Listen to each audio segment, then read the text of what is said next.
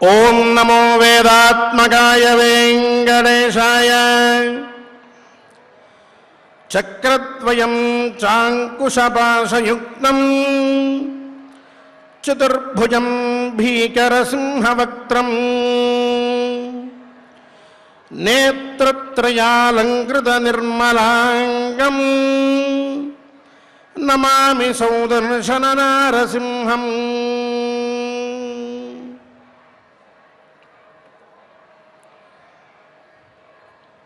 శ్రావణ మాసంలో ఈనాడు చాలా విశిష్టమైనటువంటి రోజు.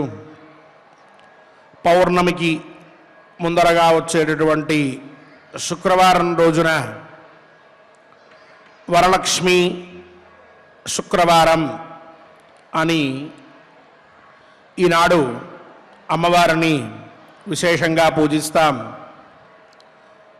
దీర్ఘ సుమంగళీత్వ ప్రాప్తి, సర్వారిష్ట నివృత్తి, సకల శ్రేయోభివృద్ధి, పుత్రపౌత్ర ధనధాన ధాన్య సిద్ధి ఇవన్నీ కలగాలి అని అమ్మవారిని విశేషంగా ప్రార్థిస్తాం. ఈనాడున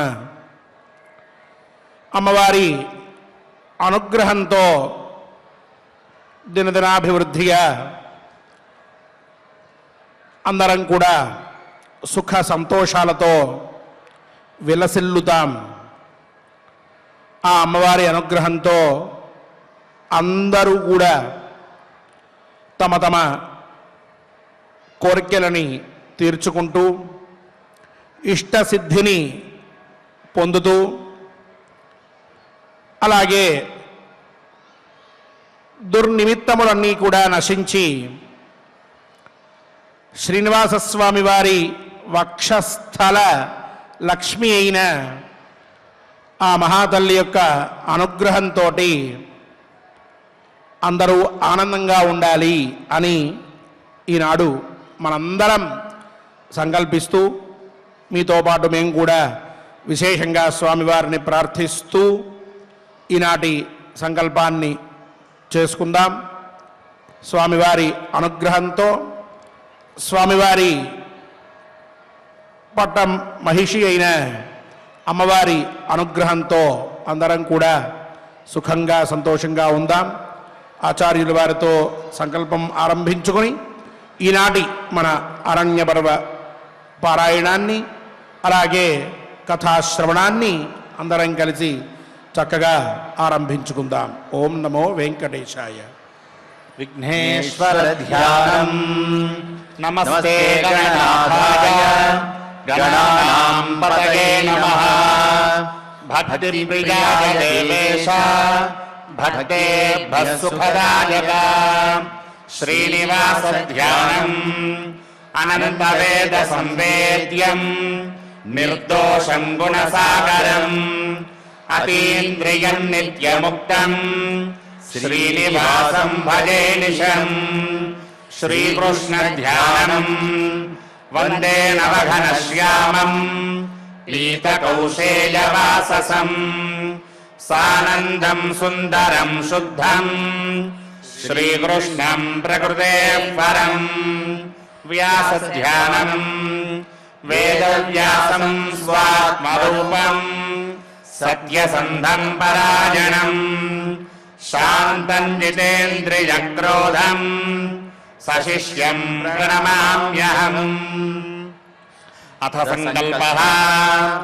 శ్రీమదాదివరాహ క్షేత్రే విరాజమానస్య జగద్రక్షణార్థమవతీర్ణస్య శ్రీమదఖిలాండకోటి బ్రహ్మాండనాయకస్య శ్రీవేంకటేశ్వర స్వామినః పరిపూర్ణానుగ్రహేణ సర్వేషాం భక్తజనానాం ఆదివ్యాధినివృత్తిద్వారా ఆయురారోగ్యైశ్వర్యాభివృద్ధ్యర్థం సర్వారిష్టనివృత్తిద్వారా సకల శ్రేయోభివృద్ధ్యర్థం ధర్మార్థకామమోక్షాఖ్య చతుర్విధ పురుషార్థసిద్ధ్యర్థం సమస్త పాపక్షయార్థం శ్రీ పరమేశ్వర ప్రీత్యర్థం శ్రీమన్మహాభారతే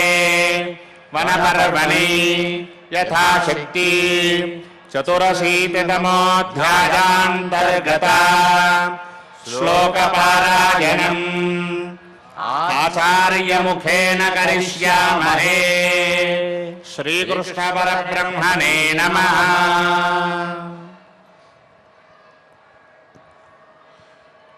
నారాయణం నమస్కృత్య నరం చైవ నరోత్తమం దేవీం సరస్వతీం వ్యాసం తతో జయముదీరయేత్. అథ వేదీం సమాసాద్య నరః పరమదుర్గమాం అశ్వమేధమవాప్నోతి స్వర్గలోకం చ గచ్చతి. ఋషికుల్యాం సమాసాద్య వాసిష్ఠం చైవ భారత వాసిష్ఠీం సమతిక్రమ్య సర్వే వర్ణాద్విజాతయః. ఋషికుల్యాం సమాసాద్య నరः స్నాత్వా వికల్మషः దేవాన్ పితॄంశ్చార్చయిత్వా ఋషిలోకం ప్రపద్యతే.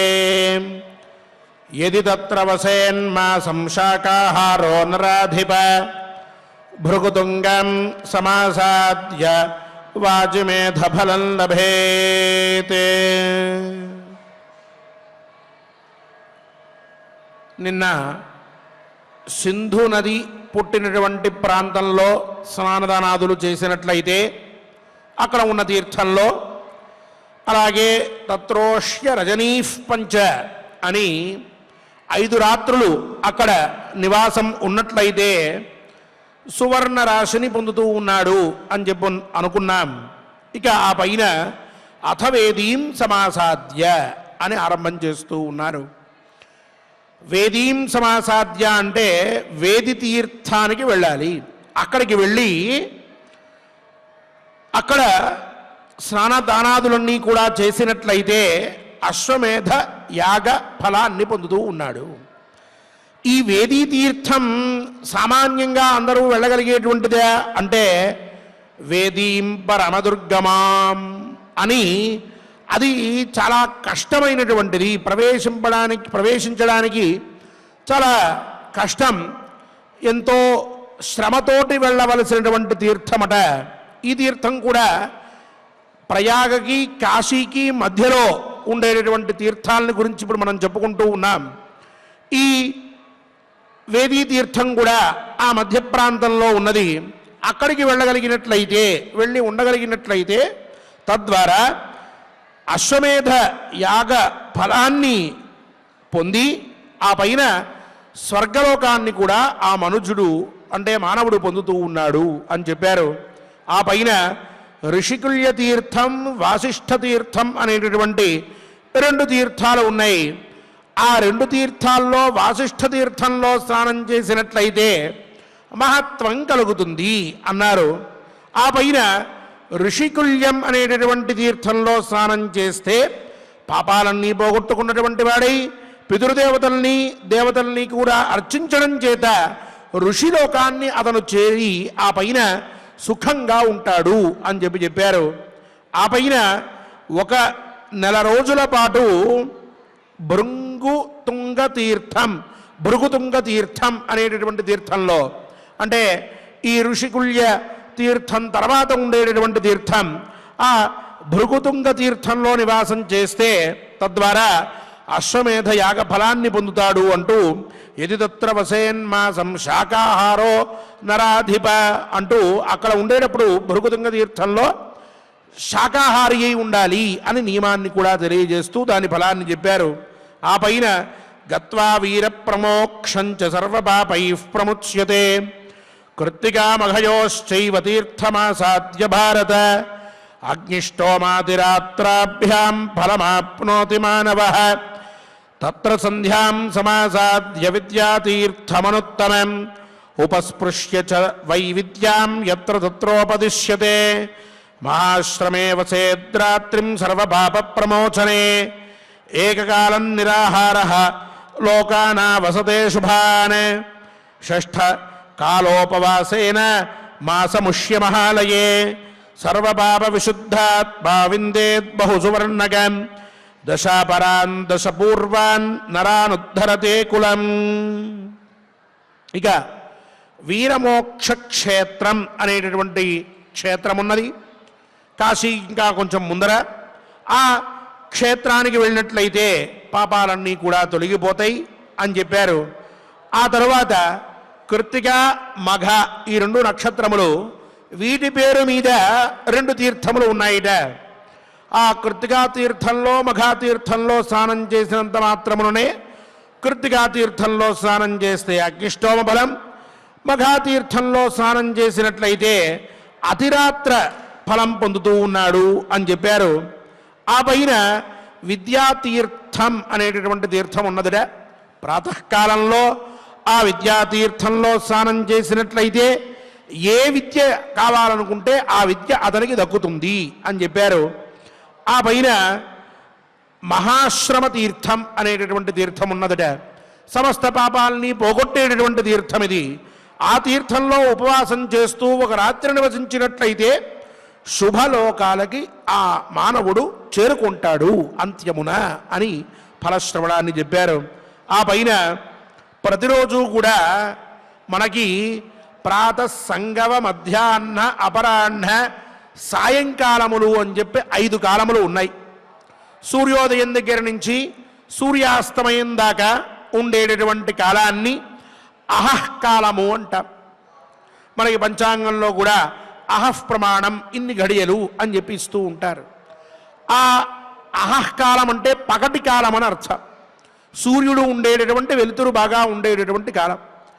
ఆ కాలంలో ఈ ఒక్కొక్క కాలంలో కూడా ప్రాతకాలంలో ఈ పని, అలాగే సంగమ కాలంలో ఈ పని అంటూ చెప్పుకుంటూ వచ్చారు. సుమారుగా 12 గంటలు వచ్చిందనుకోండి, దాన్ని అంటే ఉదయం సూర్యోదయం 6 గంటలకి, సాయంత్రం సూర్యాస్తమయం 6 గంటలకి జరిగినట్లయితే మధ్యలో పగటి కాలం మనకి 12 గంటలు వస్తుంది. దాన్ని 5 భాగాలు చేస్తే ఒక్కొక్క భాగం ఒక్కొక్క కాలం.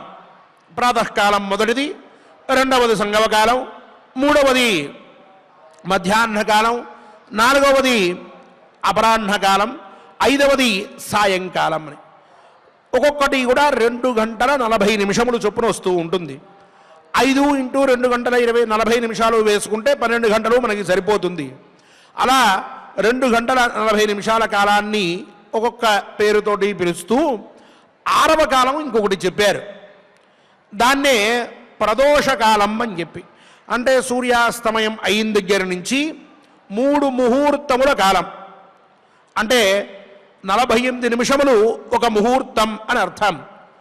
అలా 3 ముహూర్తముల కాలం ఏదైతే ఉన్నదో దాన్ని ప్రదోషకాలం అన్నారు. ఇక్కడ షష్ఠకాలోపవాసేన అంటూ ప్రతిరోజు కూడా 6వ కాలం వరకు అంటే ప్రదోషం వరకు ఉపవాసం ఉంటూ అక్కడ 1 రోజుల పాటు మహాలయ తీర్థం అనేటటువంటి తీర్థంలో ఉన్నట్లయితే తద్వారా అన్ని పాపాలు కూడా పోగొట్టుకున్నటువంటి వాడై సువర్ణ రాశిని పొందుతాడు అంటూ ఉదయం నుంచి రాత్రి దాకా అంటే సుమారుగా 8:30 దాకా ఉపవాసం ఉండి ఆ పైన ఎత్కించుతూ భోజనమో అల్పాహారమో చేస్తూ ఉండడం. ఇట్లా 1 రోజుల పాటు చేస్తే మహాలయ తీర్థం అనేటటువంటి తీర్థంలో అలా ఉన్నట్లయితే తద్వారా సమస్తమైనటువంటి పాపరాశి తొలగిపోతుంది అని చెప్తూ 10 తరాలు ముందు 10 తరాలు తర్వాత తన తరం మొత్తం కలిపి 21 తరములు అంటారు. 21 తరాలు వీటన్నిటినీ కూడా ఉద్ధరించినటువంటి వాడు అవుతాడు అని చెప్పారు. ఆ పైన అథవేతసికాంగత్వా పితామహ నిషేవితాం అశ్వమేధమవాప్నోతి గచ్చేదౌషధసీం గతిం అథ సుందరికా తీర్థం ప్రాప్య సిద్ధ నిషేవితం రూపస్య భాగీ భవతి దృష్టమేతత్పురాతనైః తతో వై బ్రాహ్మణీం గత్వా బ్రహ్మచారీ జితేంద్రియః పద్మవర్ణేన యానేన బ్రహ్మలోకం ప్రపద్యతే తతస్తు నైమిషం గచ్చేత్ పుణ్యం సిద్ధ నిషేవితం తత్ర నిత్యం నివసతి బ్రహ్మ దేవగణైః సహ నైమిషం మృగయానస్య పాపస్యార్థం ప్రణశ్యతి పాపస్యార్థం ప్రణశ్యతి ప్రవిష్టమాత్రస్తు నరః సర్వపాపైః ప్రముచ్యతే తత్ర మాసం వసేత్ ధీరః నైమిషే తీర్థతత్పరః పృథివ్యాం యాని తీర్థాని తాని తీర్థాని నైమిషే కృతాభిషేకస్తత్రైవ నియతో నియతాశనః గవాం మేధస్య యజ్ఞస్య బలం ప్రాప్నోతి భారత. ఇక బ్రహ్మగారు నిత్యము సేవించేటటువంటి అంటే వచ్చి అక్కడ కొంతకాలాన్ని గడిపి స్నానాలన్నీ కూడా చేసుకుని వెళ్ళేటటువంటి తీర్థం వేతసిక తీర్థం అని దానికి పేరు. ఆ తీర్థంల దగ్గర ఎన్నో వైశిష్ట్యములు ఉన్నాయి. అందువల్ల అక్కడికి వెళ్ళి స్నానం చేసినట్లయితే అశ్వమేధ యాగ ఫలాన్ని పొందడమే కాక శుక్ర లోకాన్ని కూడా అతను పొందుతూ ఉన్నాడు అని చెప్పారు. వేతసిక తీర్థం యొక్క మహాత్మ్యాన్ని. ఆ పైన సుందరికా తీర్థం అనేటటువంటి తీర్థం ఉన్నది. ఆ తీర్థానికి వెళ్తే రూపవంతుడవుతాడు మనిషి. పైగా ఈ మాట పూర్వం ఋషులందరూ కూడా చెప్పినటువంటిది. ఎందరో అక్కడికి వెళ్ళి చక్కటి రూపాన్ని తిరిగి పొందారు అనేటటువంటి విషయాన్ని కూడా తెలియజేశారు. ఆ పైన బ్రాహ్మణీ తీర్థం అనే తీర్థానికి వెళ్ళాలి. అక్కడికి వెళ్తే అక్కడ స్నానదానాదులన్నీ కూడా విధి ప్రకారంగా చేసుకున్నట్లయితే అతను పద్మము ఏ రంగులో అయితే ఉంటుందో అటువంటి రంగు కలిగినటువంటి విమానం ఎక్కి అధిరోహించి బ్రహ్మలోకానికి అతను చేరుతాడు అని చెప్పారు. ఆ పైన సిద్ధ గంధర్వ దేవ సేవితమైనటువంటి నైమిషారణ్యానికి వెళ్ళాలి. నైమిషారణ్యం ఈనాడు అందరికీ తెలిసినటువంటిదే. అక్కడ దేవతలు బ్రహ్మ అందరూ కూడా నిత్యము నివసిస్తూ ఉంటారట. పరమ పవిత్రమైనటువంటి తీర్థమట. ఆ నైమిషారణ్యం అనేటటువంటిదే ఎంతో గొప్పది. దాని వెనకాల ఒక చిన్న కథ కూడా ఉన్నది. పూర్వం వృత్రాసురుడు అనేటటువంటి రాక్షసుడు ఇంద్ర పదవి కావాలి అని తపస్సును చేయడం ఆరంభించాడు. ఘోరమైన తపస్సు చేస్తున్నాడు. రాక్షసుడు కదా, పొట్టు ఎక్కువగా ఉంటుంది, ఏమాత్రం చరించట్లా, బాగా చేస్తూ వస్తున్నాడు. అయిపోయింది. ఆ తపస్సు ఇంకొన్ని రోజులు గడిచినట్లయితే ఇంద్రుడి పదవి పోయి ఈ రాక్షసుడికి ఆ ఇంద్ర పదవి వస్తుంది. భయం పట్టుకుంది ఇంద్రుడికి. అమ్మో నా పదవి పోతుందా అని కాదు భయం, ధర్మం లోపిస్తుందా అని. ఎందుకంటే రాక్షసుడు వచ్చి ఇంద్ర పదవిని అధిష్ఠిస్తే దేవతలందరినీ నిర్దేశించేటటువంటి వాడు. ఈ రాక్షసుడు దేవతలందరినీ పీడిస్తాడు. రాక్షస ప్రాబల్యం పెరిగిపోతుంది. అందుకని ధర్మ సంస్థాపనార్థం తన వజ్రాయుధం తీసుకొచ్చి ఆ ఇంద్రుణ్ణి ఆయన సంహరించాడు. ఆ ఇంద్రుడి యొక్క శరీరంలో ఉన్నటువంటి రక్తము, మాంసము ఇత్యాదులన్నీ కూడా భూమి మీద పడిపోయినాయి. అలా భూమి మీద అవి పడడం వల్ల భూమంతా అపవిత్రం అయింది. ఇప్పుడు ఏ యజ్ఞం చేయాలన్నా, ఏ పూజ చేయాలన్నా, ఏ వ్రతం చేయాలన్నా, ఏ హోమం చేయాలన్నా, చివరికి జపం చేసుకోవాలనుకున్నా స్థల శుద్ధి కావాలి. ఏ మహర్షి అయినా, ఏ మహాత్ముడైనా ఒక విధానాన్ని చెప్పేటప్పుడు ముందు శుద్ధమైనటువంటి ప్రదేశంలో కూర్చుని మీరు దైవకర్మను చెయ్యాలి అని చెప్తారు. ఈ మహర్షులందరూ కూడా నిత్యం యజ్ఞయాగాలు చేసేటటువంటి వారు. ఇప్పుడు వీళ్ళకి శుద్ధమైనటువంటి ప్రదేశం ఏది అని వెతకడం మొదలు పెడితే దొరకట్ల. ఏమిటి అంటే ఆ వృత్రాసురుడి యొక్క రక్తం భూమి మీద పడ్డం వల్ల అంతా అపవిత్రమైపోయింది. బాధపడ్డారు వీళ్ళు. ఇంకా వెతకడం ప్రారంభించారు. ఎక్కడా కూడా వీళ్ళకి యోగ్యమైన ప్రదేశం కనిపించట్లే. విచారించారు కొన్ని రోజులు. తర్వాత బాధపడ్డారు. మళ్ళీ చివరికి భయపడ్డం మొదలుపెట్టారు. ఏమిటి అనంటే యాగాదిరేవ ధర్మ అని చెప్తోంది శాస్త్రం. ధర్మం అంటే యజ్ఞయాగాదులు చేయడం వలనే ఆ ధర్మం అనేటటువంటిది నిలుస్తుంది. తద్వారానే ధర్మవృద్ధి జరుగుతుంది. వేద ప్రతిపాద్యమైనటువంటి యజ్ఞయాగాది కర్మానుష్ఠానం అనేటటువంటిది నిత్యము జరిగితేనే లోకశాంతి కలుగుతుంది అనేటటువంటిది సిద్ధాంతం. అందుకని ఇప్పుడు ఈ యజ్ఞయాగాదులు చేయడానికి అవకాశం లేదు. అధర్మం పెరిగిపోతోంది, ధర్మం అనేది క్షీణించిపోతోంది, కొన్ని రోజులకి లోకమంతా కూడా అల్లకల్లోలమైపోతుంది అని భయపడ్డారు. ఏం చెయ్యాలి? అందరూ కలిసి బ్రహ్మగారి దగ్గరికి వెళ్ళారు. మహానుభావ, ఆ వృత్రాసురుడేమో యజ్ఞం చేస్తానని, యాగం చేస్తానని ముందుగా అనుకున్నాడు. 100 యజ్ఞాలు చెయ్యాలి అని అనుకున్నాడు, ఏదో చేద్దామనుకున్నాడు. చివరికి తపస్సును కూర్చున్నాడు. ఇంద్రుడేమో వెళ్ళి వాడిని సంహరించాడు. వాడికి ఇంద్ర పదవి వస్తుందేమో అని భయపడ్డాం.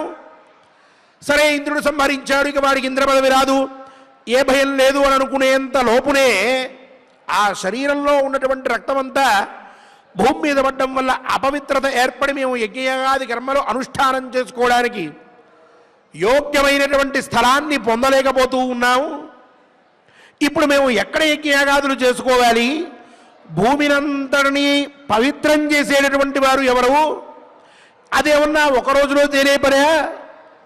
ఎంతో కాలం పడుతుంది. ఏం చేయాలో అర్థం కావట్లేదు. మహాత్మా, మమ్మల్ని అనుగ్రహించండి అని వీళ్ళందరూ వెళ్ళి ఆయనకి మొరపెట్టుకున్నారు. ఆయన చూచారు, వాస్తవమే కదా, భూమంతా అపవిత్రమైంది, యజ్ఞయాగాది కర్మలు చేయకపోతే ఎట్లా? ఎవరైనా ఏ జపమో తపమో హోమమో పూజో చేసుకోవాలనుకున్నా సరి అయిన ప్రదేశం లేదే భూమి మీద అని వెంటనే తన రథానికి ఉండేటటువంటి, బ్రహ్మగారి రథానికి ఉండేటటువంటి చక్రం కుడివైపు నుంచి చక్రం దగ్గర ఆ చక్రం బయటికి రాకుండా ఉండడానికి ఒక ఇరుసు పెడుతూ ఉంటారు. దాన్ని సంస్కృతంలో నిమి అని చెప్పి అంటూ ఉంటారు. దాన్ని తీసి ఆయన విసిరేసి, మహర్షుల్లారా, ఇది వెళ్ళి ఎక్కడైతే పడుతుందో ఆ ప్రదేశం మీ అందరికీ కూడా యజ్ఞయాగాదులు చేసుకోవడానికి పవిత్రమైనటువంటిది అని భావించండి. ఇది వెళ్ళి అక్కడ పడ్డం చేతనే ఆ స్థలమంతా కూడా చాలా శుభ్రపడుతుంది అని చెప్పి వారందరికీ కూడా ఆయన అభయాన్ని ఇచ్చారు. వాళ్ళంతా దాని వెనకాల పెరిగెట్టారు. అది అలా అలా బయలుదేరి వచ్చి ఇటార్సీకి పక్కన, ప్రస్తుతం మనం చెప్పుకోవాలి అని అంటే ఆ ప్రాంతంలో వచ్చి పడింది అరణ్యంలో. ఈ నిమి అనేటటువంటిది వచ్చి ఎక్కడైతే పడిందో ఆ అరణ్యానికి నైమిషం అంటే నిమి అనేటటువంటిది వచ్చి పడ్డం వల్ల, సంస్కృతంలో నిమి అంటే ఇరుసు అని చెప్పుకున్నాం కాబట్టి ఆ నిమి పడినటువంటి ప్రాంతాన్ని నైమిషం అని, అది వచ్చి ఒక అరణ్యంలో పడింది కాబట్టి ఆ ప్రాంతానికి నైమిషారణ్యం అని చెప్పి పేరు వచ్చింది. ఇక మహర్షులందరూ కూడా ఆ నైమిషారణ్యంలో కూర్చుని యజ్ఞయాగాదులు చేస్తూ ఉండేవారు. ఈరోజు మనం ఒక సత్యనారాయణ స్వామి వారి కథనో, లేక ఒక వరలక్ష్మీ వ్రతంలో ఉండేటటువంటి కథనో, ఇంకో కథనో వ్రతాల్లో ఉండేటటువంటి 190% కథల్ని, ఏ కథల్ని మనం చదవడం మొదలుపెట్టినా దాంట్లో నైమిషారణ్యంలో ఋషులందరూ కలిసి 1000 సంవత్సరాల పాటు జరిగేటటువంటి దీర్ఘచత్రయాగాన్ని చేస్తూ ఉండగా అక్కడికి సమస్త పురాణ ఇతిహాసాలన్నీ తెలిసినటువంటి సూత మహాముని వారు ఇచ్చేశారు అని మొదలవుతుంది. ఏమిటి అంటే, ఆ నైమిషారణ్యంలో వాళ్ళంతా మహర్షులు కూర్చుని తపస్సు చేశారు, అలాగే యజ్ఞయాగాదులు చేశారు. అక్కడికి సూతుల వారు వచ్చారు, ఆయన్ని పూజించి అర్ఘ్యపాద్యాదులు ఇచ్చి, మహాత్మా, మాకు ఏదన్నా మంచి విషయం తెలియజేయండి అని అంటే ఈయన వాళ్ళందరికీ కూడా ఈ కథలు, వ్రతాలు, హోమాలు, యజ్ఞాలు, దానాలు, పురాణాలు అన్నీ చెప్పడం ప్రారంభించారు. అది నైమిషారణ్యం వెనకాల ఉన్నటువంటి కథ. అంతటి మహాత్మ్యం కలిగి ఉన్నటువంటిది నైమిషారణ్యం. సాక్షాత్తుగా బ్రహ్మగారి చేత ఇది శుద్ధమైనటువంటి ప్రదేశం అని నిర్దేశింపబడినటువంటి ప్రదేశం నైమిషారణ్యం అనేటటువంటిది అయింది. సరేనండి, ఆ ప్రాంతం శుద్ధపడింది, మరి మిగతా ప్రాంతం సంగతి ఏమిటి అని అంటే, అందుకనే ఈనాటికి కూడా ఎక్కడ హోమం చెయ్యాలన్నా సరే అక్కడ కాస్త ఇసగ పోసి దాని మీద బియ్యపిండి వేసి, ప్రాచీః పూర్వముదక్ సంస్థం దక్షిణారంభమాలిఖేద్ అథోదీచీ పురస్సంస్థం పశ్చిమారంభమాలిఖేదంటూ దర్భలు తీసుకుని దర్భలతోనో లేక ఓ బంగారపు చిన్న ముక్కతోనో లేక ఒక శమీకాష్టంతోనో స్థండిల ఉల్లేఖనం అని చెప్పి చేస్తూ ఉంటారు యాజ్ఞికులు. అలా చేస్తూ ఉండడం వల్ల ఆ వృత్రాసురుడి రక్తం పడ్డం వల్ల అపవిత్రమైనటువంటి భూమికి ఏ దోషమైతే పట్టిందో ఆ దోషమంతా కూడా పోయి ఎక్కడైతే ఇతను హోమం చెయ్యాలని నిశ్చయం చేసుకున్నాడో ఆ స్థలం అంతా కూడా శుభ్రంగా ఉంటుంది. ఆ స్థలంలో ఉల్లేఖనం చేసినందువలన దానికి పవిత్రత ఏర్పడడం వల్ల అక్కడ హోమాలు యజ్ఞాలు యాగాలు అన్నీ చేసుకోవచ్చు అని ధర్మశాస్త్రకర్తలందరూ మహర్షులు ఉపదేశించారు. ఇలా ఆ నైమిషారణ్యం అనేటటువంటిది పవిత్రమైనటువంటిది కాబట్టే అక్కడికి దేవతలందరూ కూడా నిత్యం ప్రవేశించి అక్కడే ఉంటూ ఉంటారు. మనోహరమైనటువంటిది అని చెప్తూ ఆ నైమిషారణ్యాన్ని గురించి వెళ్ళాలి అని ప్రయత్నం చేస్తూ నైమిషం మృగయానస్య పాపస్యార్థం ప్రణశ్యతి. నైమిషారణ్యం ఎక్కడ ఉంది ఎలా వెళ్ళాలి, ఇగో బయలుదేరాను నైమిషారణ్యానికి వెళ్తున్నాను అని సగం ప్రయాణంలో ఇలా నైమిషారణ్యాన్ని వెతుకుతూ ఉండడం వలనే సగం పాపం అంతా కూడా అతను సంపాదించుకున్నటువంటిది పోతూ ఉన్నది అని చెప్పారు. ఇక ఆ నైమిషారణ్యంలోకి ప్రవేశించినంత మాత్రముననే సర్వ పాప విశుద్ధి కలుగుతూ ఉన్నది. అంతటి గొప్ప క్షేత్రం నైమిషారణ్యం అని చెప్పారు. ఆ పైన ఆ నైమిషారణ్యంలో 1 నెల రోజుల పాటు నివాసం ఉండాలి అని చెప్పారు. భూమి మీద ఎన్ని తీర్థాలు ఉన్నాయో పృథివ్యాం యాని తీర్థాని తాని తీర్థాని నైమిషే.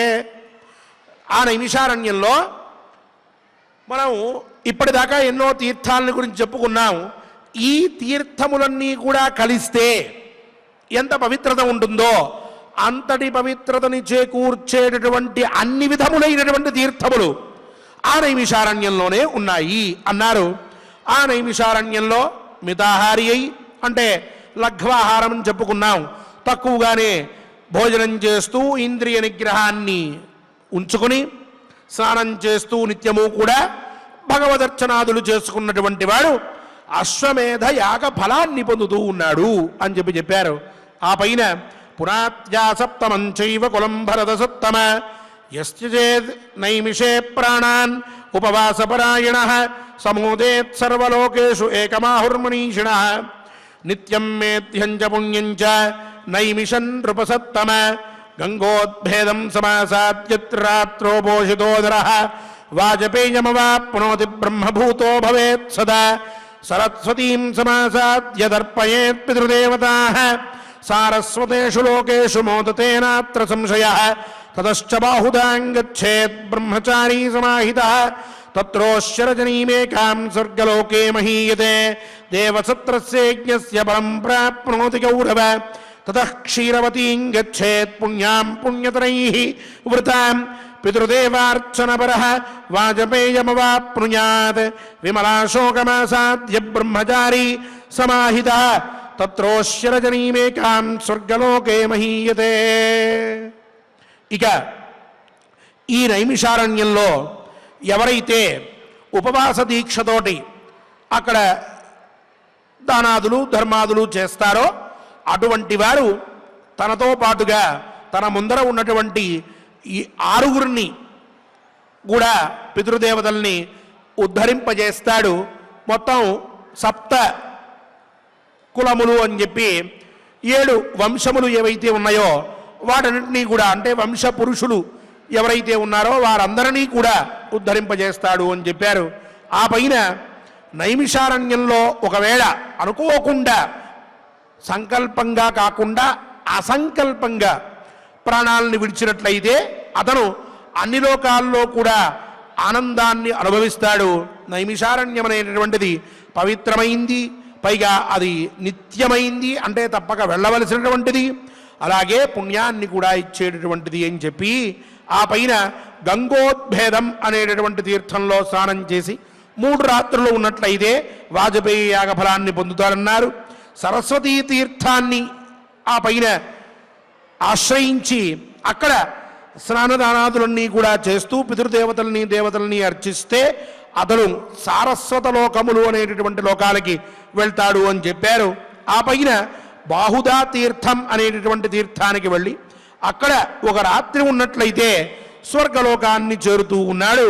అలాగే సత్రయాగ ఫలాన్ని కూడా పొందుతూ ఉన్నాడు అని చెప్పారు. ఆ పైన క్షీరవతీ తీర్థం అనేటటువంటి తీర్థం ఉన్నదట. ఆ తీర్థానికి వెళ్ళి స్నానదానాదులన్నీ కూడా చేసినట్లయితే అక్కడ పితృదేవతల్ని దేవతల్ని అర్చించినట్లయితే వాజపేయ యాగ ఫలాన్ని కూడా అతను పొందుతూ ఉన్నాడన్నారు.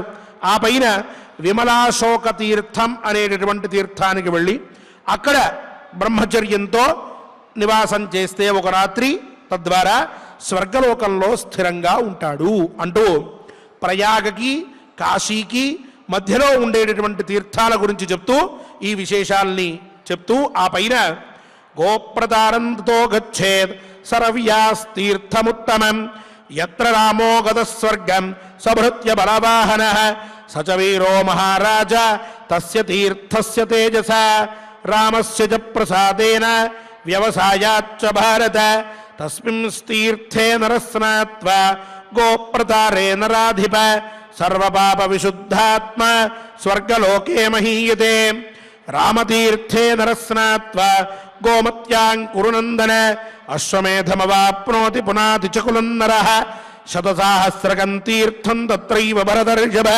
తత్రోపస్పర్శనం కృత్వా నయతో నియతాశనః గోసహస్రఫలం పుణ్యం ప్రాప్నోతి భరతర్షభ తతో గచ్ఛేద రాజేంద్ర భర్తృస్థానమనుత్తమం అశ్వమేధస్య యజ్ఞస్య ఫలం ప్రాప్నోతి మానవః కోటితీర్థే నరస్నాత్వా అర్చయిత్వా గుహన్నృప గోసహస్రఫలం విద్యాత్ తేజస్వీ చ భవేన్నరః. ఇక ఆ పైన సరయూ నదీ తీర్థాల్లో ఉత్తమమైనటువంటిది గోప్రతార తీర్థము అని చెప్పి అక్కడ శ్రీరామచంద్రుడు తన బలగంతో సేవకులతో అందరితోటి కూడా అక్కడికి చేరి ఆ పైన ఆ తీర్థ ప్రభావంతో ఎంతో విశేషంగా ఆయన ప్రకాశిస్తూ ఉన్నాడు. స్వర్గాన్ని కూడా చేరాడు. అటువంటి సరయూ తీర్థంలో విశిష్టమైనటువంటి గోప్రతార తీర్థం అనేటటువంటి తీర్థంలో స్నానం చేస్తే శ్రీరామ అనుగ్రహం వలన సర్వపాప విముక్తుడై అతను స్వర్గలోకంలో పూజింపబడతాడు అంటూ సరయూ తీర్థములలో ఎన్నో విశిష్టమైనటువంటి తీర్థములు ఉన్నాయి. దాన్ని ఆశ్రయించుకుని అందులో గోప్రతార మహాత్మ్యాన్ని చెప్పారు. ఆ పైన రామతీర్థే నరస్నాత్వా అంటూ గోమతీ తీర్థంలో శ్రీరామతీర్థం అనేటటువంటి తీర్థం ఉన్నది. అక్కడ స్నానం చేసినట్లయితే అశ్వమేధ ఫలాన్ని పొందడమే కాక వంశోద్ధరణాన్ని కూడా పొందుతూ ఉన్నాడు అని చెప్పారు. అక్కడి నుంచి శతసాహస్రక తీర్థం అని ఈ శ్రీరామ తీర్థానికి దగ్గరగా ఉండేటటువంటి తీర్థం అక్కడ స్నానం చేసినట్లయితే అక్కడ ఇక తీర్థ విధులన్నీ కూడా ఆచరించినట్లయితే సహస్ర గోదాన ఫలాన్ని పొందుతూ ఉన్నాడు అని చెప్తూ ఆ పైన ఇక అక్కడి నుంచి ప్రయాణాన్ని ఆరంభించి భర్తృస్థాన తీర్థానికి వెళ్ళాలి. అక్కడికి వెళ్ళడం చేతనే అక్కడ తీర్థ విధిని చేసినంత మాత్రముననే అశ్వమేధ యాగ ఫలాన్ని పొందుతూ ఉన్నాడు అని చెప్పారు. ఆ పైన కోటి తీర్థం అనేటటువంటి తీర్థం ఉన్నది. అక్కడికి వెళ్ళి స్నానం చేసినట్లయితే అలాగే అక్కడ సుబ్రహ్మణ్య స్వామి వారిని అర్చించినట్లయితే సహస్ర గోదాన ఫలాన్ని పొందడమే కాక తేజోవంతుడు కూడా అవుతూ ఉన్నాడు మానవుడు అని చెప్పి ఇంతవరకు కాశీ దాకా ఏవైతే తీర్థములు ఉన్నాయో వాటి మహాత్మ్యముల్ని చెప్పారు. ఇక ఆ పైన కాశీలో ఉండేటటువంటి 2-3 తీర్థముల యొక్క మహాత్మ్యాన్ని చెప్తూ ఉన్నారు. వాటి గురించి రేపటి కథాశ్రవణంలో మనందరం కూడా విందాం. ఈనాడు ఈ శ్లోకములన్నింటినీ కూడా చక్కగా ఆచార్యుల వారితో కలిసి మనందరం పారాయణ చేసుకుందాం. రేపు మన కార్యక్రమం కొన్ని విశేషమైనటువంటి కార్యక్రమాలు ఉండడం వలన ఉండదు. ఎల్లుండి మనం ఈ విశేషాలన్నింటినీ కూడా విందాం. స్వామివారి అనుగ్రహాన్ని పొందుదాం. ఓం నమో వెంకటేశాయ. ఓం నమో వెంకటేశాయ. చక్కగా మనం ఆచార్యుల వారి ద్వారా అనేక తీర్థ మహాత్మ్యములలో భాగంగా ఈరోజు నైమిష క్షేత్ర ప్రాశస్త్యాన్ని కూడా మనం ఈరోజు చక్కగా తెలుసుకున్నాం. ఇక మనం యథావిధిగా మహాభారత అంతర్గత వనపర్వంలో 84వ అధ్యాయంలో 47వ శ్లోకం నుండి మనం పారాయణం చేసుకుందాం. స్వామివారి యొక్క అనుగ్రహాన్ని పొందుదాం. అథ వేదీం సమాసాద్య నరః పరమదుర్గమాన్ అశ్వమేధం అవాప్నోతి స్వర్గలోకం చ గచ్చతి ఋషికుల్యాం సమాసాద్య వాసిష్ఠం చైవ భారత వాసిష్ఠీం సమతిక్రమ్య సర్వే వర్ణాః విజాతయః ఋషికుల్యాం సమాసాద్య నరస్నాత్వా వికల్మషః దేవాన్ పితॄంశ్చ అర్చయిత్వా ఋషిలోకం ప్రపద్యతే యది తత్ర వసేన్మాసం శాకాహారః నరాధిపా భృగుతుంగం సమాసాద్య వాజిమేధఫలం లభేత్ గత్వా వీరప్రమోక్షం చ సర్వపాపైః ప్రముచ్యతే కృత్తికామఘయోశ్చైవ తీర్థమాసాద్య భారత అగ్నిష్టోమా అతిరాత్రాభ్యాం ఫలమాప్నోతి మానవః తత్ర సంధ్యాం సమాసాద్య విద్యాతీర్థం అనుత్తమం ఉపస్పృశ్య చ వైవిధ్యాం యత్ర తత్ర ఉపపద్యతే మహాశ్రమే వసేద్రాత్రిం సర్వపాప ప్రమోచనే ఏకకాలం నిరాహారః లోకాన్ ఆవసతే శుభాన్ షష్ఠకాల ఉపవాసేన మాసం ఉష్యమహాలయే సర్వపాప విశుద్ధాత్మా విందేత్ బహుసువర్ణకం దశాపరాన్ దశపూర్వాన్ నరాన్ ఉద్ధరతే కులం అథ వేతసికాం గత్వా పితామహ నిషేవితాం అశ్వమేధం అవాప్నోతి గచ్ఛేత్ ఔషనసీం గతిం అథ సుందరికా తీర్థం ప్రాప్య సిద్ధనిషేవితం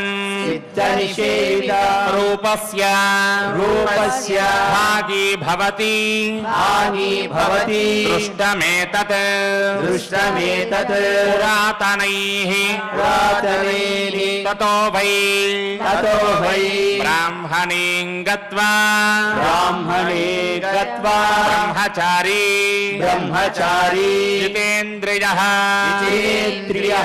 पद्मवर्णेन यानेन ब्रह्मलोकम् प्रपद्यते ततस्तु नैमिषं गच्छेत्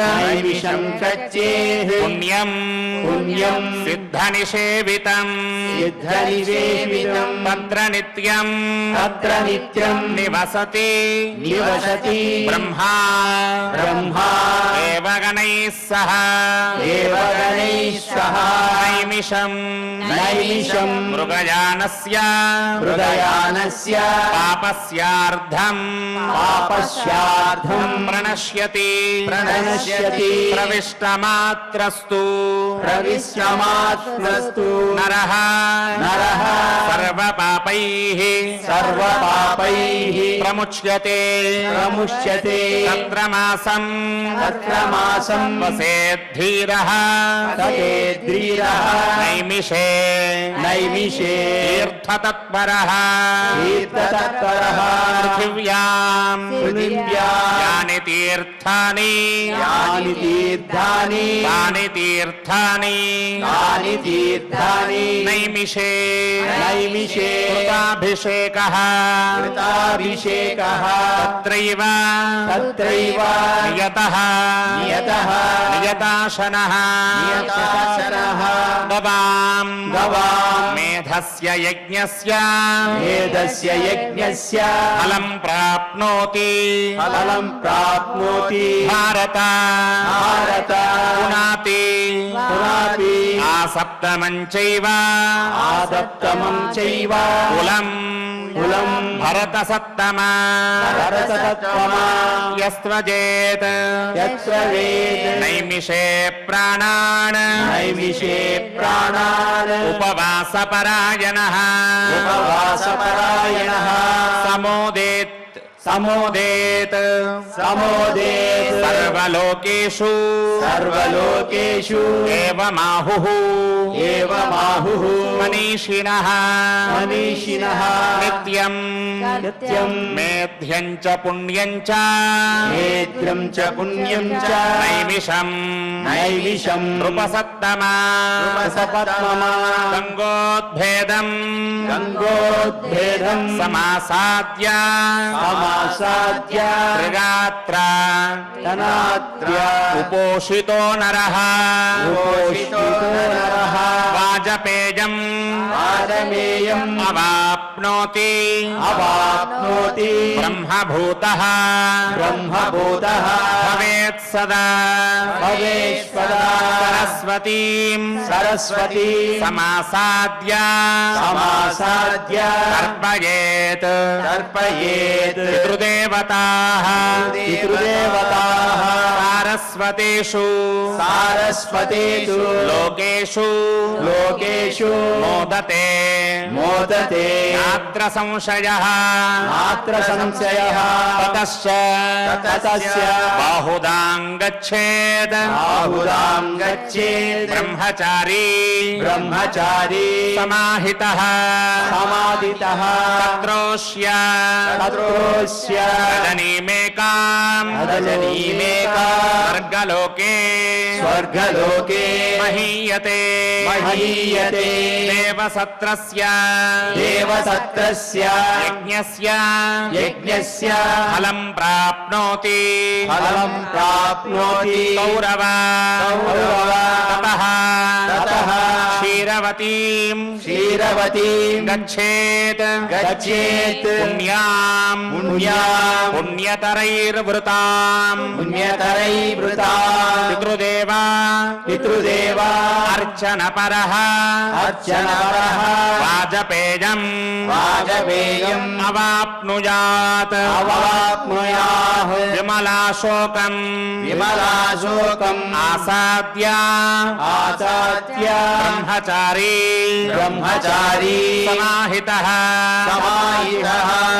తత్రోష్య తత్రోష్య రజనీమేకాం రజనీమేకాం స్వర్గలోకే స్వర్గలోకే మహీయతే మహీయతే గోప్రతారం గోప్రతారం తతో గచ్ఛేత్ తతో గచ్ఛేత్ సరయూ సరయూ ఆస్తీర్థముత్తమం ఆస్తీర్థముత్తమం యత్ర రామః యత్ర రామః గతస్వర్గం గతస్వర్గం సభృత్య బలవాహనః సభృత్య బలవాహనః స చ వీరః స చ వీరః మహారాజా మహారాజా తస్య తీర్థస్య తస్య తీర్థస్య తేజసా తేజసా రామస్య చ రామస్య చ ప్రసాదేన ప్రసాదేన వ్యవసాయాచ్చ వ్యవసాయాచ్చ భారత భారత తస్మిన్ తీర్థే తస్మిన్ తీర్థే నరస్నాత్వా నరస్నాత్మా గోప్రతారే గోప్రతారే నరాధిప నరాధిప సర్వపాప సర్వపాప విశుద్ధాత్మా విశుద్ధాత్మా స్వర్గలోకే స్వర్గలోకే మహీయతే మహీయతే రామతీర్థే రామతీర్థే నరస్నాత్వా నరస్నాత్వా గోమత్యాం గోమత్యా గురునందన గురునందన అశ్వమేధం అశ్వమేధం అవాప్నోతి అవాప్నోతి పునాతి చ పునాతి చ కులన్నరః కులన్నరః శతసాహస్రకం శతసాహస్రకం తీర్థం తీర్థం తత్రైవ తత్రైవ భరతర్షభ భరతర్షభ తత్ర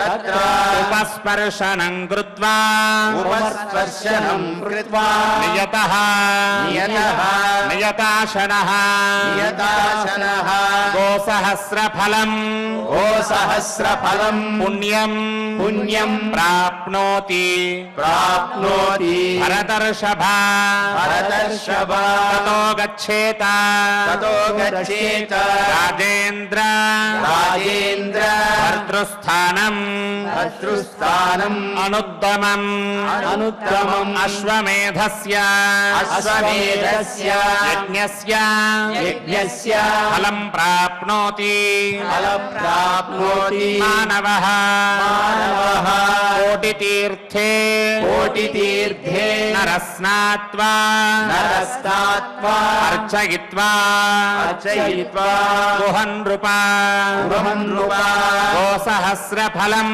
గోసహస్రఫలం విద్యాత్ విద్యాత్ తేజస్వీ చ ఏకస్వి చ భవేన్నరః భవేన్నరః తతః తతః వారాణసీం వారాణసీం గత్వా గత్వా అర్చయిత్వా అర్చయిత్వా వృషధ్వజం వృషధ్వజం కపిలాహ్రదే కపిలాహ్రదయే నరస్నాత్వా నరస్నాత్వా రాజసూయం రాజసూయం అవాప్నుజాత్ అవాప్నుజాత్. ఓం నమో వెంకటేశాయ. శ్రీ డాక్టర్ కె సుబ్రహ్మణ్యం గారు మరియు ఇతర అన్నమాచార్య ప్రాయటి కళాకారులందరూ కూడా గోవిందనామ సంకీర్తనాన్ని మనతో చేయించడానికి సిద్ధులై ఉన్నారు. స్వామివారిని చక్కగా గోవింద గోవింద అని కీర్తిద్దాం. స్వామివారి అనుగ్రహంతో శుభదినమైనటువంటి ఈనాడున అందరూ కూడా మహాలక్ష్మి అనుగ్రహంతో విరాజిల్లాలి అని సంకల్పిద్దాం. ఓం నమో వెంకటేశాయ.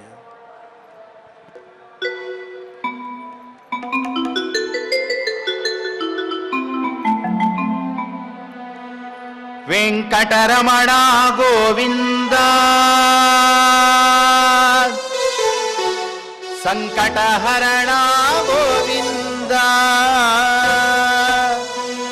గోవింద హరి గోవింద వెంకటరమణ గోవింద శ్రీనివాస గోవింద శ్రీ వెంకటేశ గోవింద భక్తవత్సల గోవింద భాగవత ప్రియ గోవింద నిత్య నిర్మల గోవింద భృగురామ గోవింద పురాణ పురుష గోవింద పుండరీకాక్ష గోవింద నందనందన గోవింద నవనీత చోర గోవింద పశుపాలక శ్రీ గోవింద పాప విమోచన గోవింద దుష్ట సంహార గోవింద దురిత నివారణ గోవింద శిష్ట పరిపాలక గోవింద కష్ట నివారణ గోవింద గోవింద హరి గోవింద గోకుల నందన గోవింద గోవింద హరి గోవింద గోకుల నందన గోవింద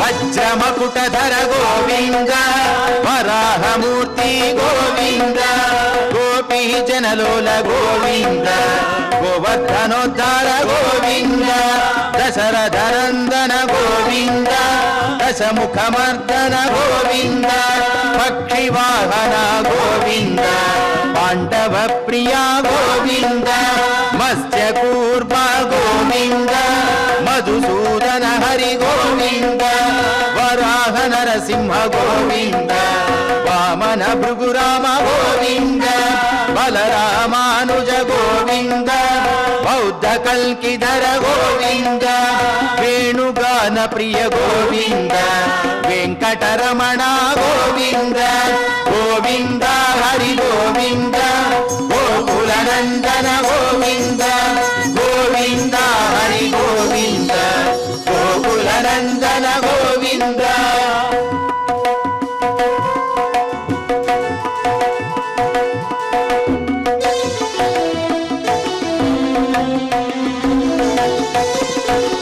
సీతానాయక గోవింద శ్రిత పరిపాలక గోవింద దరిద్ర జన పోషక గోవింద ధర్మ సంస్థాపక గోవింద అనాథ రక్షక గోవింద ఆపద్బాంధవ గోవింద శరణాగత వత్సల గోవింద కరుణాసాగర గోవింద కమలదలాక్ష గోవింద కామిత ఫలద గోవింద పాప వినాశక గోవింద పాహి మురారే గోవింద శ్రీముద్రాంకిత గోవింద శ్రీవత్సాంకిత గోవింద ధరణీ నాయక గోవింద దినకర తేజ గోవింద గోవింద హరి గోవింద గోకుల నందన గోవింద గోవింద హరి గోవింద గోకుల నందన గోవింద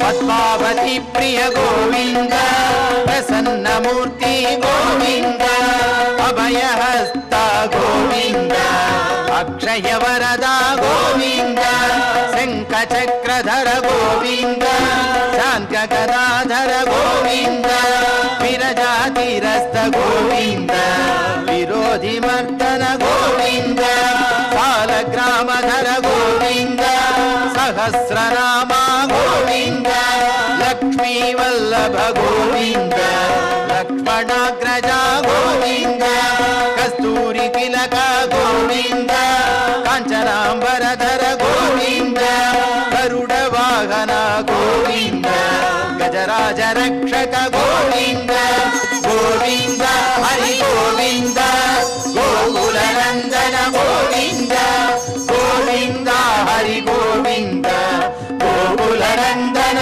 గోవింద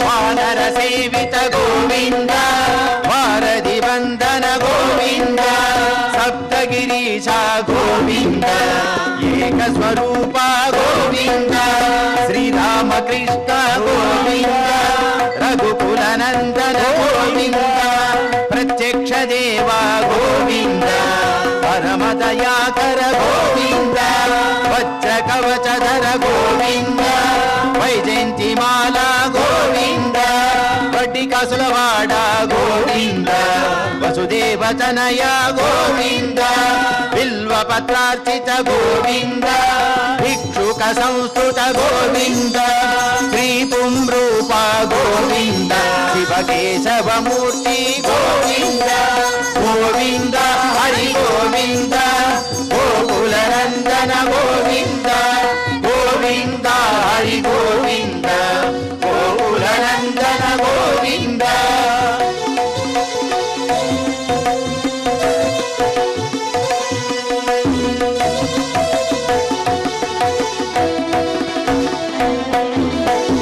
బ్రహ్మాండ రూప గోవింద భక్త రక్షక గోవింద నిత్య కళ్యాణ గోవింద వీరజనాభ గోవింద అతి రామ ప్రియ గోవింద హరి సర్వోత్తమ గోవింద జనార్దన మూర్తి గోవింద జగత్ సాక్షి రూప గోవింద అభిషేక ప్రియ గోవింద ఆప నివారణ గోవింద రత్న కిరీట గోవింద రామానుజనుత గోవింద స్వయం ప్రకాశ గోవింద ఆశ్రిత పక్ష గోవింద నిత్య శుభప్రద గోవింద నిఖిల లోకేశ గోవింద గోవింద హరి గోవింద గోకులనందన గోవింద గోవింద హరి గోవింద గోకులనందన గోవింద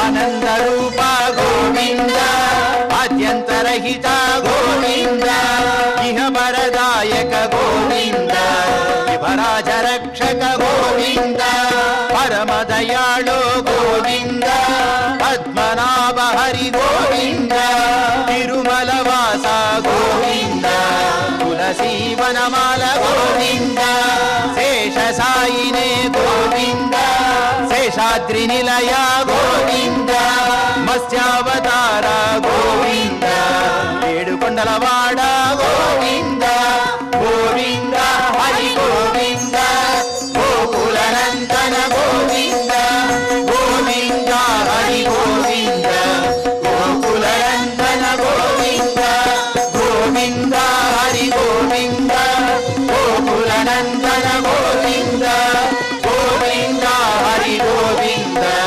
గోకులనందన గోవింద గోవింద హరి గోవింద గోకులనందన గోవింద గోవింద హరి గోవింద గోకులనందన గోవింద గోకులనందన గోవింద గోకులనందన గోవింద ఏడుకొండలవాడ వెంకటరమణ గోవింద గోవింద ఆదరణవాడ అనాథ రక్షక గోవింద గోవింద శ్రీ శ్రీనివాస శ్రీ వెంకటేశ గోవింద గోవింద గోవింద గోవింద గోవింద గోవింద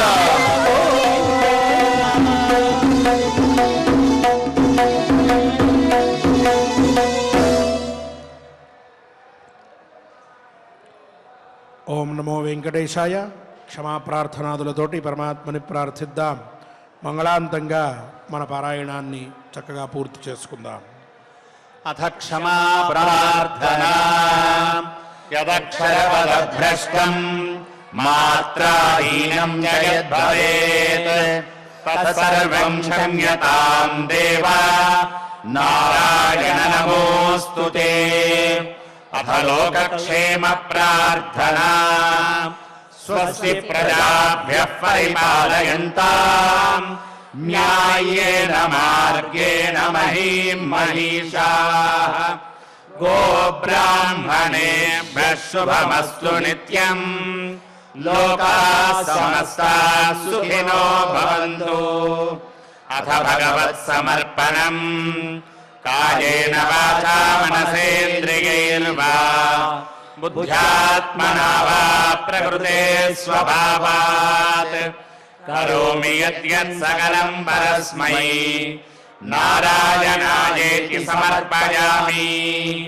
अथ मङ्गलम् श्रियः कान्ताय कल्याणनिधगे निधगेऽर्थिनाम् श्रीवेङ्कटनिवासाय श्रीनिवासाय मङ्गलम्।